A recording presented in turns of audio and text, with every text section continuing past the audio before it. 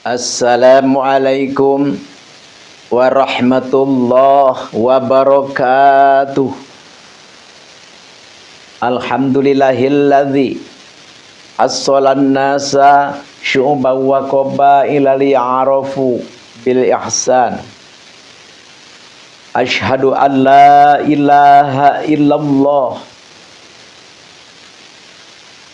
khaliqul insan wa asyhadu anna Muhammadan abdu wa rasuluh fasihul lisan. Allahumma sholli wa sallim wa barik ala sayyidina nabi akhiriz zaman wa ala alihi wa ashabihi wa man tabi'u min ummatihi khairil umam, amma ba'd. Walaqad qala Allahu ta'ala fil Qur'anil Karim, a'udzu billahi minasy syaithanir rajim. Bismillahirrahmanirrahim. Ud'u ila sabili rabbika bil hikmah wal mau'izatil hasanah wajadilhum billati hiya ahsan.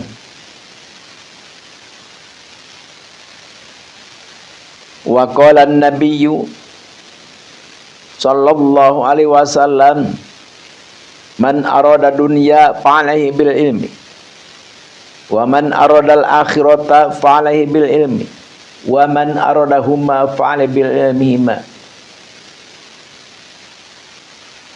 Pertama-tama marilah kita panjatkan puja dan puji kehadirat Allah ilahi Rabbi, dan semoga Allah subhanahu wa ta'ala selalu berkekalan melimpahkan rahmat dan salam kepada paduka junjunan umat, junjunan alam, sayyiduna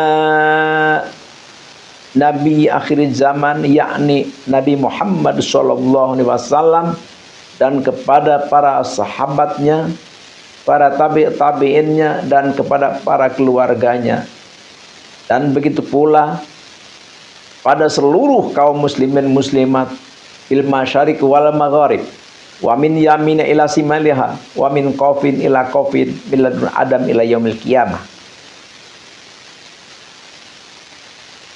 Alhamdulillah, izin Allah subhanahu wa ta'ala kita masih diberi umur, diberi kesehatan, diberi keafian, sehingga kita masih bisa menikmati segarnya dan indahnya dunia ini.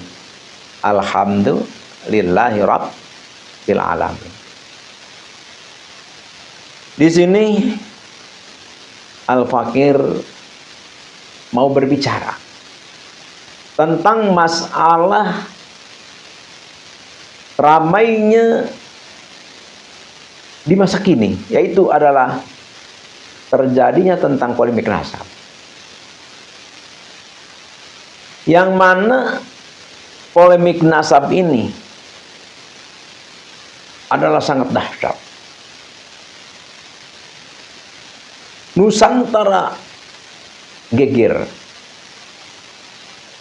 Indonesia pun gempar, bahkan dunia internasional pun menyimak, mengetahui kejadian ini, khususnya yang beragama Islam dalam negeri ataupun luar negeri.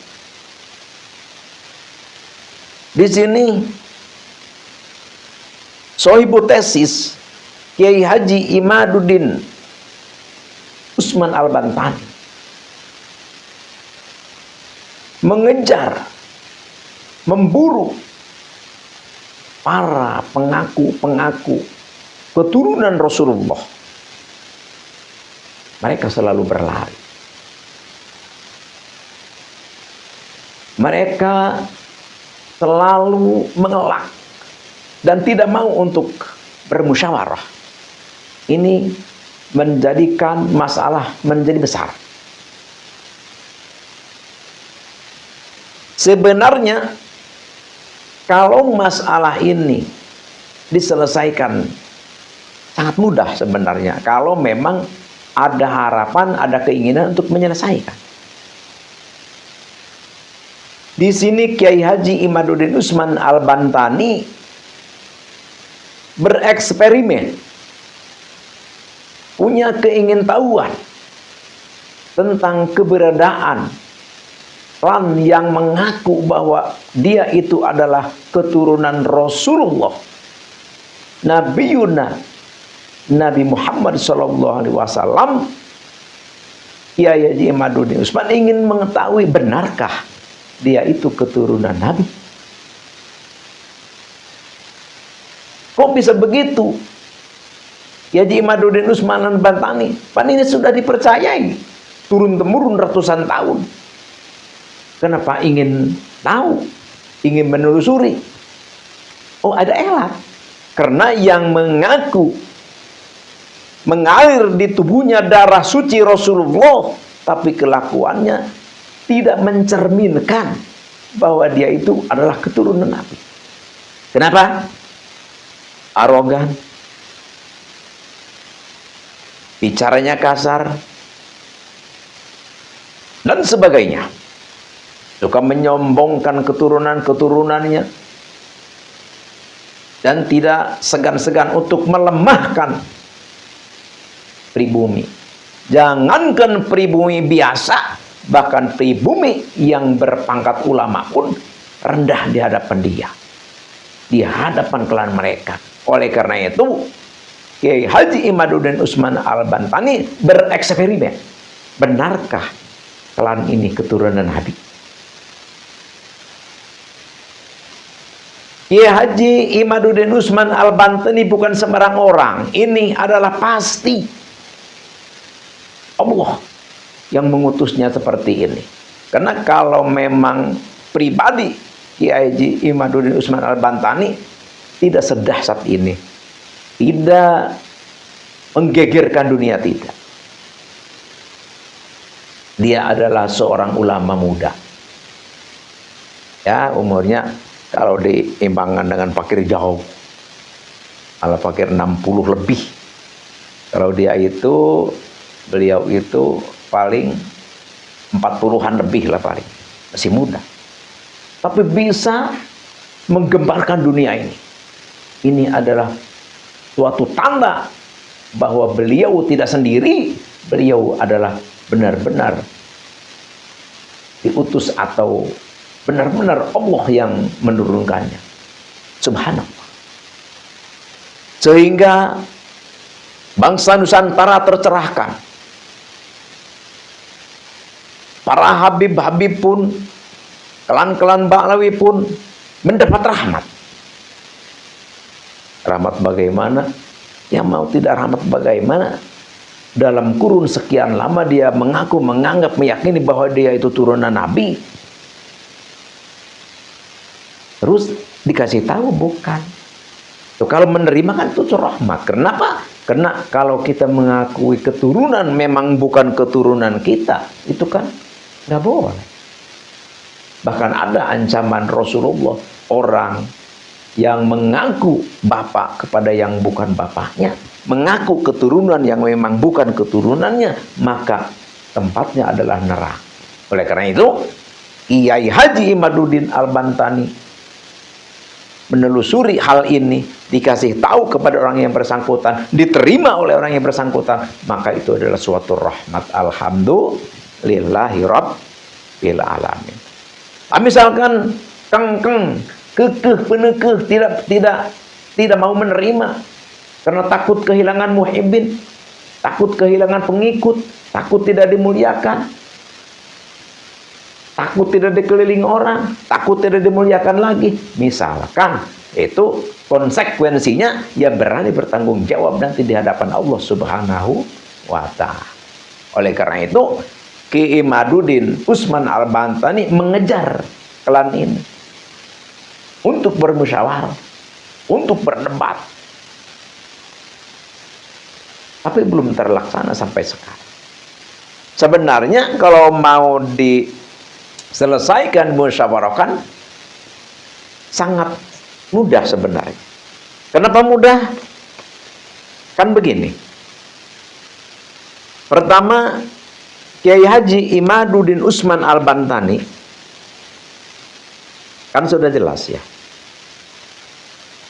Sayyiduna Nabi Muhammad sallallahu alaihi wasallam punya putri Sayyidah Fatimah.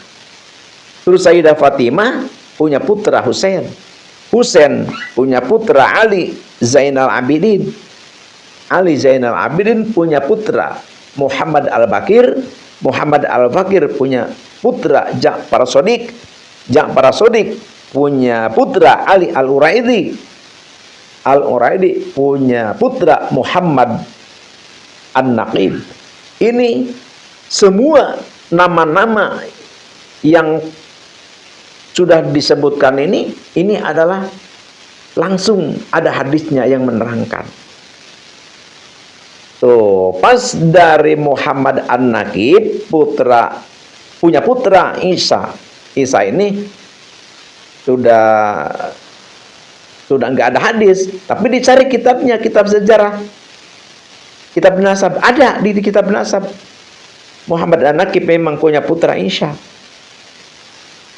Tuh, terus dari Isa ke Ahmad.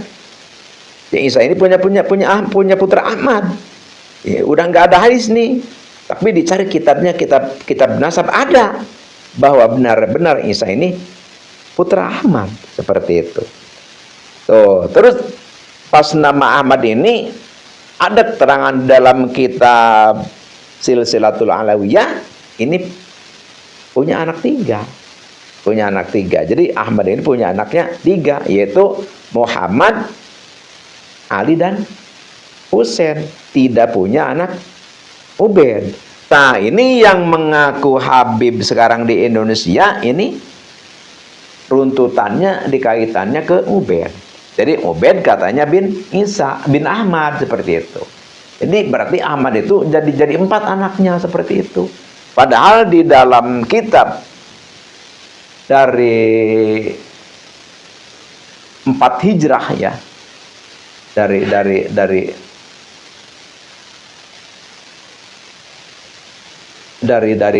kurun itu ya, dari sampai istilahnya abad ke-4 sampai abad ke-9 awal ya. Jadi tidak ada yang menerangkan anaknya 3 semua gitu. Di berbagai macam kitab 3. Tuh, terus pas abad ke-9 jadi 4. Jadi yang menyatakan 4, yang menyebut itu adalah Habib Ali bin Abi Bakar As-Sakron. Jadi dia yang menyantolkan. Oleh karena itu Kiai Utsman ya, Imaduddin Utsman maksudnya, Al-Bantani ini mengejar Habib. Mengejarnya apa? Ya minta keterangan. Kalau memang Ubaid itu anak Ahmad, mana buktinya? Kitab sejarah ataupun kitab nasab ataupun apa? Tuh, tapi belum ada sampai sekarang seperti itu. Padahal itu mudah. Tinggal kita mencari kitab saja yang menerangkan bahwa Ubaid itu benar-benar anak Ahmad, seperti itu.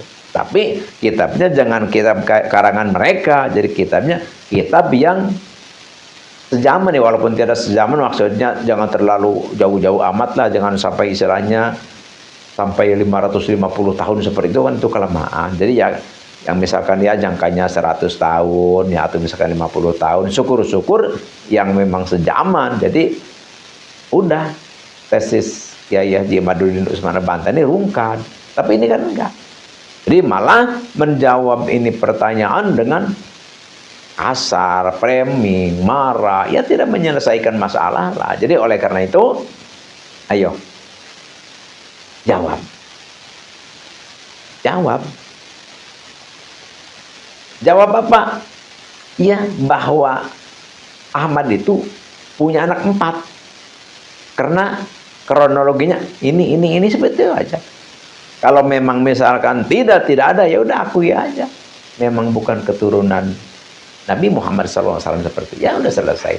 Jadi sering Al-Fakir katakan, jangan takut kita tidak dimuliakan, jangan takut kita tidak dihormati, jangan takut kita ditinggalkan jamaah, jangan takut. Allah berjanji, kalau kita berilmu, kita bertakwa, maka Allah akan mengangkatkan derajat siapapun itu. Seperti itu. Ya, kita lihat saja. para wali songo. Ya, contohnya seperti Syekh Nawawi Tanara Banten. Apakah beliau misalkan mengaku bahwa ini saya keturunan wali songo misalkan, darah saya sampai Rasulullah misalkan? Enggak. Ya cuma ngaji saja. Tidak memamerkan nasab, tapi kan dimuliakan, dihormati, diakui, diperlukan. Jadi kita jangan bersender, jangan mengandalkan nasab, jangan. Kita berilmu sajalah. Berilmu, ilmu pun dipakai. Ya maksudnya dipakai kan gini, jangan sampai kita punya ilmu tapi kelakuan kita jauh daripada ajaran ilmu. Apa ajaran ilmu? Ya sopan santun, bicara juga menyenangkan orang. Ya jangan sampai kita di muka umum ya berani mengatakan anjing, babi, berbagai macam lah hujatan, hinaan terhadap orang. Itu kan mencerminkan bahwa kita itu orang tidak baik seperti itu. Makanya kalau kita mengaku darah kita darah Rasul mengalir di tubuh kita, bahwa kita mengaku bahkan meminum darah Rasul, tapi kelakuan kita tidak sesuai dengan ajaran Rasulullah, jelas pasti ada yang menelusuri, benarkah ini orang ini keturunan Rasulullah seperti itu. Jadi kan gini, jangankan kita keturunan orang yang paling mulia di muka bumi ini, ya kita hanya sekedar anak kepala desa saja, kita kepala desa, sedesa lah kayak berkuasa. Tapi kan kita agak beda dengan masyarakat yang umum kan, tingkah lakunya agak beda, ya berbagai macamnya agak beda. Itu baru hanya sekedar anak kepala desa. Apalagi misalkan anak camat, udah beda lagi. Apalagi misalkan anak bupati, udah beda lagi. Anak menteri, anak presiden, udah beda lagi. Itu hanyalah anak orang-orang biasa. Ini Rasulullah loh. Rasulullah ini apa? Subhanallah, Sayyidul Anbiya wal Mursalin.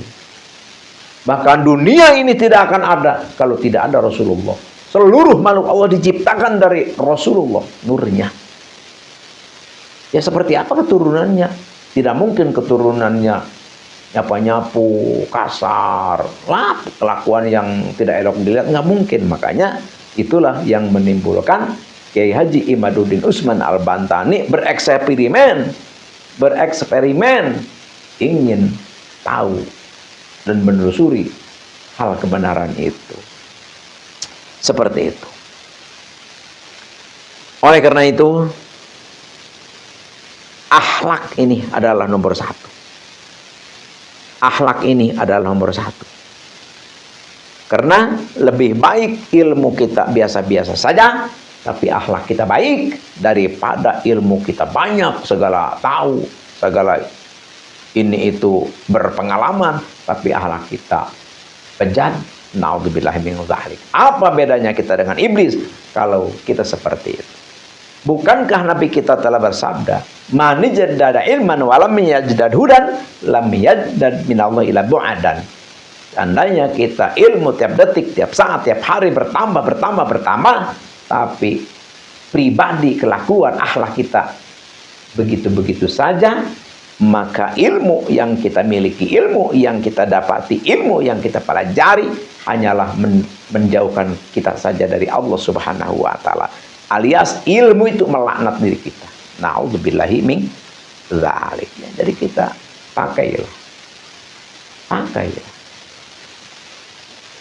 Dan ada keterangan,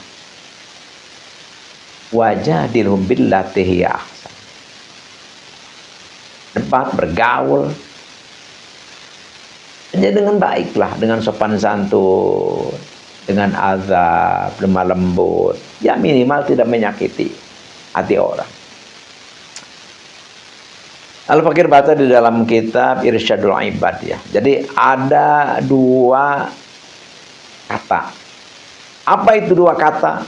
Yaitu satu nasihat, dua padihat. Jadi nasihat dan padihat ini hampir sama. Sama seperti apa? Ya seperti kita memberi tausiah atau memberi peringatan kepada seseorang, tapi menyinggung perasaan orang. Ya misalkan kita ya ada orang misalkan lagi di jalan, terus pakai celana pendek, terus kita langsung bilang, wah itu tuh aurat tuh, kelihatan itu haram hukumnya. Terus kedengar orang banyak kan, itu dia merasa malu kan.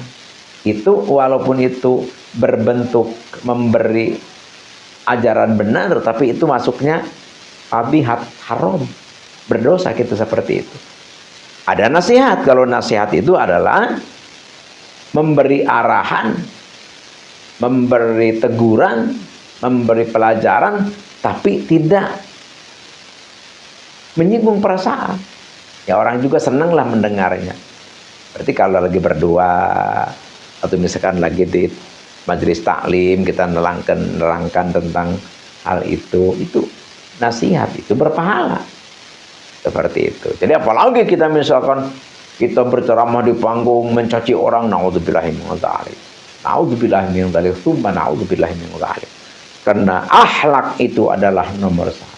Nabi kita, Nabi besar Nabi Muhammad SAW diutus oleh Allah ke muka bumi ini, terutama adalah liutamimma makarimal akhlak. Visi dan misi. Innama bu'istu liutamimma makarimal akhlak. Pasti ini. Diutus aku, kata Nabi, maka liutamimma makarimal akhlak adalah untuk memperbaiki akhlak manusia di muka bumi. Jadi akhlak ini nomor satu. Jadi semua ilmu akan sia-sia kalau akhlak kita bejat. Na'udzubillahi min dzalik. Jadi oleh karena itu, ayo kita bersatu dan ayo kita menyatu. Perbedaan paham, perbedaan pendapat itu hal biasa.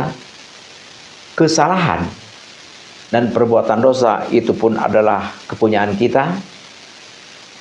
Ayo kita saling memaafkan. Kelan Ba'lawi, ya lebih baik akui saja, memang bukan duriah Rasulullah. Berdasarkan kitab nasab, kitab sejarah, dan ahli genetik dan ahli filologi, dan atau silahkan tes DNA sendiri yang belum tes DNA. Nanti kita tahu sendiri. Dan kenyataan sepahit apapun harus kita terima, karena ini adalah sesuatu hal yang sangat mulia dan akan dihormati oleh semua makhluk Allah dan akan dicintai oleh Allah sebagai penciptanya sendiri. Insya Allah, amin ya Allah ya Rabbal alamin. Hanya inilah yang Al-Fakir bisa obrolkan, bisa aturkan. Semoga ini bisa mencerahkan dan bermanfaat bagi kita. Al-afwi minkum, wabillahi taufiq wal hidayah. Wassalamualaikum warahmatullahi wabarakatuh.